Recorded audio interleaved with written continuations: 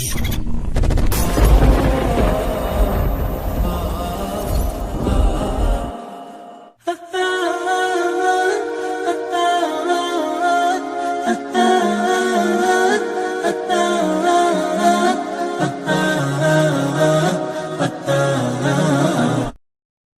کافروں کا اعتراض تھا نا کہ جی نبی اسلام اچانک زندگی کے 40ویں سال میں آپ غار میں جا کے غار حرا میں بیٹھے ہیں، ہو سکتا ہے کسی آسیب کا سایہ ہو گیا ہو، اس کی وجہ سے آپ یہ کلام کر رہے ہیں۔ وہ تو پھر آپ کو پتہ ہے آسیب کے سائے والوں کی حالت یہ تو نہیں ہوتی۔ وہ صحیح مسلم میں بڑی مشہور حدیث ہے نا، ایک بندہ ہے جو جھاڑ پھونک کیا کرتا تھا آسیب کے سائے کے لیے، جادو ٹونا کا علاج۔ اس کا نام تھا ضماد، عربی میں ضاد میم الف اور دال، اردو میں زماد۔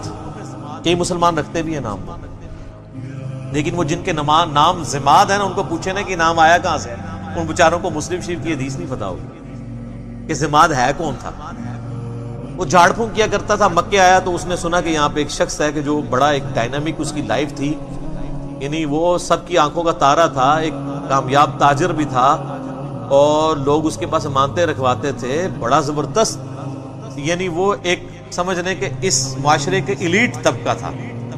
تو اچانک اس کو کچھ ہو گیا اور لوگ پریشان ہیں۔ ظاہر ہے جس نے 40 سال تک کوئی بات ہی نہ کی ہو اس ٹاپک پہ، اور اب وہ کہے کہ میں اللہ کا پیغمبر ہوں، مجھ پہ یہ کلام نازل ہوا، تو لوگ تو پریشان ہو جائیں گے۔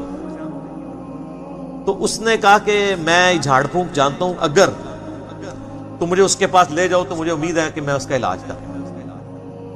اس کو کیا پتا تھا کہ علاج اس کا نہیں، اس کا اپنا ہو جائے گا۔ تو لوگ اسے لے گئے نبی اسلام کے پاس۔ تو آپ صلی اللہ علیہ وآلہ وسلم سے اس نے کہا کہ میں آپ کا علاج کر سکتا ہوں، آپ بتائیں کہ آپ کے ساتھ کیا ایشو ہے، اپنا مسئلہ بیان کریں۔ تو آپ صلی اللہ علیہ وآلہ وسلم نے نا کوئی بات نہیں کی۔ آپ جو تقریر سے پہلے خطبہ دیتے تھے نا، آپ نے بس وہ پڑھا، ان الحمد للہ نحمده ونستعینه من يهده الله فلا مضل له ومن يضلل فلا هادي له واشهد ان لا اله الا الله وحده لا شريك له واشهد ان محمدا عبده ورسوله۔ اب یہ کاش آپ کو عربی آتی ہوتی تو آپ کو پتا ہوتا کہ آپ نے کیا پڑھا ہے صلی اللہ علیہ وسلم۔ یقیناً تمام حمد اللہ کے لیے ہے، ہم اسی کی حمد کرتے ہیں اور اسی سے مدد مانگتے ہیں۔ جس کو اللہ سیدھی راہ پر چلائے اسے کوئی گمراہ نہیں کر سکتا، اور جسے وہ گمراہ چھوڑ دے اسے کوئی راہ راست میں نہیں لا سکتا۔ اور میں گواہی دیتا ہوں کہ اللہ کے سوا کوئی سچا معبود نہیں، وہی اکیلا معبود ہے، اس کا کوئی شریک نہیں، اور بلا شبہ محمد صلی اللہ علیہ وسلم اس کے بندے اور اس کے رسول ہیں۔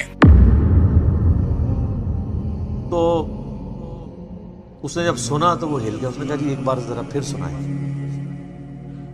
دوسری بار، تیسری بار، اس نے کہا جی میں گواہی دیتا ہوں کہ آپ اللہ کے پیغمبر، اپنا ہاتھ بڑھائیں اور مجھے مسلمان کریں۔ تو حالانکہ جو بندہ ایکسپرٹ تھا جادوگری کا، اس نے بھی کلام سن کے، قرآن نہیں صرف آپ علیہ السلام کا عام کلام سن کے، اس نے کہا نہیں، جنات جن لوگوں کے اوپر اثر ہوتا ہے ان کا اس طرح کا کریکٹر نہیں ہوتا، وہ اس طرح کی باتیں نہیں کرتے، ان کی باتیں تو آل فال ہوتی ہیں، اتنی پریسائز باتیں نہیں ہوتی ہیں۔ پھر نبی علیہ السلام کی مبارک ذات کا ایک روب بھی تھا۔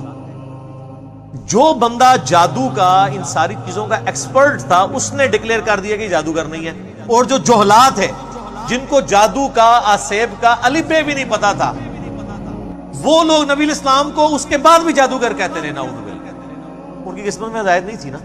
ہونا تو چاہیے تھا کہ جب ایکسپرٹ نے مان لیا کہ نہیں ہے، تو تم لوگوں کو تو پتہ ہی نہیں یہ فیلڈ ہے کہ نہیں، تم خام خواہ کہتے ہو۔ جیسے معذرت کے ساتھ آج کی دنیا میں آپ کو مثال دوں، میرے بارے میں علماء کہتے ہیں جاہل ہے، اس کو تو عربی بھی نہیں آتی، اس کو تو پڑھنا ہی کچھ نہیں آتا، وہ قرآن دیکھ کے بھی غلط پڑھتا ہے، وہ پڑھ ہی نہیں سکتا۔ ٹھیک ہے آپ کہتے رہے، تو جو سن رہے ہیں ان کو نہیں پتا کیا ہو رہا ہے، تو ہم ان باتوں کا بھی جواب نہیں دیتے۔ ہم کہتے ہیں ٹھیک ہے یار، آپ نے ہمیں جج کرنا ہے، ہماری ویڈیوز آپ کے سامنے ہیں، آپ ان کو دیکھ کے جج کریں، آپ کو پتا چل جائے گا سچائی کیا ہے، جھوٹ کیا ہے، غلط کیا ہے، آپ کو سب کچھ پتا چل جائے گا۔ یہ میرے بھائیوں، یعنی یہ جو آواز حق کے لیے بلند ہوتی ہے، اس کے ساتھ ہمیشہ اس طریقے سے یعنی لوگ مسچیف کرنے کی کوشش کرتے ہیں، لوگ یعنی غلط طریقے سے حق کی آواز کو دبانے کی کوشش کرتے ہیں، لیکن اللہ تعالیٰ نے جو آواز اٹھانی ہوتی ہے وہ اللہ تعالیٰ